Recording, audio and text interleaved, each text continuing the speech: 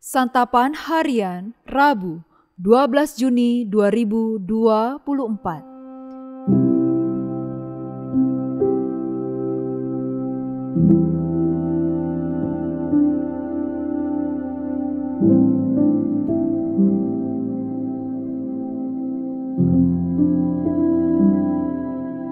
Inilah program Santapan Harian, sebuah program yang mengajak Anda menelusuri isi Alkitab, agar Anda menemukan makna firman Tuhan sesuai dengan konteksnya. Santapan Harian tertuju bagi Anda yang ingin memiliki kehidupan rohani yang segar, kuat, dan sigap.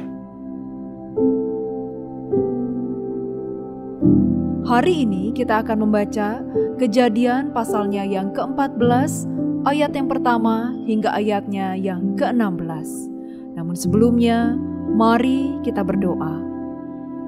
Bersabdalah ya Kristus bagi kami yang saat ini bertelut kepadamu. Di dalam kasih-Mu Yesus, kami berserah. Amin. Kejadian 14 ayat 1-16. Pada waktu itu Raja Amrafel dari Sinear, Raja Ariok dari Elasar, Raja Kedorlaomer dari Elam, dan Raja Tidal dari Goyim berperang melawan Raja Bera dari Sodom, Raja Birsya dari Gomora, Raja Sinab dari Atma, Raja Shemeber dari Seboim, dan Raja negeri Bela yakni negeri Soar. Raja-raja ini semuanya bersekutu dan datang ke lembah Sidim yakni Laut Asin. Selama 12 tahun mereka takluk kepada Kedorlaomer, tetapi pada tahun ke-13 mereka memberontak.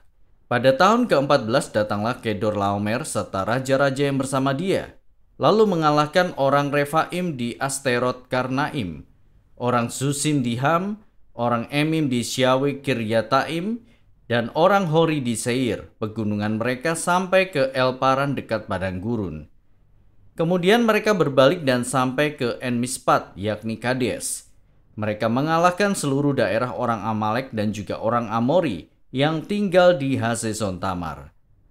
Lalu Raja negeri Sodom, Raja negeri Gomora, Raja negeri Atma, Raja negeri Seboim, dan Raja negeri Bela, yakni negeri Soar, maju dan mengatur barisan perangnya melawan mereka di lembah Sidim, melawan Raja Kedorlaomer dari Elam, Raja Tidal dari Goyim, Raja Amrafel dari Sinear, dan Raja Ariok dari Elasar. 4 raja melawan 5. Lembah Sidim itu penuh dengan sumur Ter. Ketika Raja negeri Sodom dan Raja negeri Gomora melarikan diri, mereka jatuh ke dalamnya, sedang mereka yang masih hidup melarikan diri ke pegunungan. Musuh merampas segala harta benda Sodom dan Gomora beserta segala bahan makanan lalu pergi. Mereka juga membawa anak saudara Abram yakni Lot, yang tinggal di Sodom beserta harta bendanya, lalu mereka pergi. Kemudian seorang yang lolos datang dan menceritakan hal ini kepada Abram orang Ibrani itu, yang tinggal dekat pohon-pohon tarbantin milik Mamre orang Amori, saudara Eskol dan Aner. Mereka itu sekutu Abram. Ketika Abram mendengar bahwa anak saudaranya ditawan, ia mengerahkan 318 orangnya yang terlatih, hamba-hamba yang lahir di rumahnya, lalu mengejar musuh sampai ke Dan. Pada malam hari ia membagi hamba-hambanya itu dalam kelompok untuk melawan musuh. Mereka mengalahkan dan mengejar musuh sampai ke Hoba di sebelah utara Damsyik.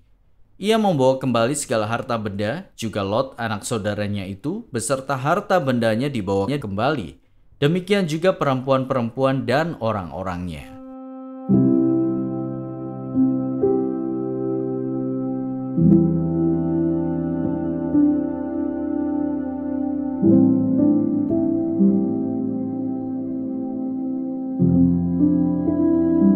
Sahabat Santapan Harian, kebesaran seseorang bisa merupakan sesuatu yang diberikan masyarakat, seperti jabatan. Namun yang lebih penting adalah kebesaran yang Allah berikan. Pasal ini diawali dengan perang dari banyak kerajaan yang membentuk 2 kelompok. Ternyata kelompok Raja Sodom, Gomora, Atma, Zeboim, dan Bela kalah dalam peperangan. Musuh menjarah kota-kota yang kalah dan menawan semua penduduknya beserta harta benda mereka. Lot yang pada waktu itu diam di Sodom juga ikut dibawa pergi. Saat Abram mendengar berita tentang hal ini dari seorang yang lolos, ia mengerahkan 318 budaknya yang terlatih dan mengejar musuh sampai ke Dan. Abram berstrategi dengan membagi orang-orangnya ke dalam beberapa kelompok dan menang. Juga mendapatkan penduduk yang ditawan beserta harta yang semula dijarah musuh. Pada zaman itu banyak kota besar adalah kota kerajaan dengan rajanya masing-masing. Dengan demikian, tentara setiap kota mungkin sebanyak ratusan orang saja, bahkan kurang dari itu. Tidak mengherankan, Abram dengan 318 budaknya dapat mengalahkan pasukan gabungan dari beberapa kota kerajaan tersebut. Apa tujuan penulis dari mengisahkan ini semua? Sepertinya penulis mau menekankan bahwa Allah mulai menggenapi apa yang telah Dia janjikan kepada Abram, yaitu bahwa Abram akan menjadi termasyhur dan menjadi berkat. Kemenangan ini menunjukkan bahwa Abram sudah menjadi besar, bahkan lebih besar daripada banyak raja pada masa itu. Abram juga telah dipakai oleh Allah untuk menjadi saluran berkat dalam konteks nas ini bagi orang-orang Sodom di mana Lot tinggal. Kebesaran yang paling penting bagi kita seharusnya bukanlah jabatan yang diberikan oleh masyarakat kepada kita, melainkan kebesaran yang Allah berikan. Marilah jangan terlalu terpaku pada status atau nama yang mungkin orang lain berikan kepada kita, yang bisa jadi bersifat sementara saja. Namun, berdoalah supaya Allah yang memberi kita kebesaran sesuai dengan apa yang Allah mau kita lakukan. Mari kita berdoa. Bapa, kami bersyukur untuk berkat yang Engkau berikan. Kami percaya apa yang telah Engkau berikan pasti mempunyai maksud tertentu. Biar hidup kami semakin maksimal melalui apa yang kami miliki, sehingga nama-Mu semakin dimuliakan. Di dalam anugerah kasih-Mu ya Kristus, kami berdoa. Amin.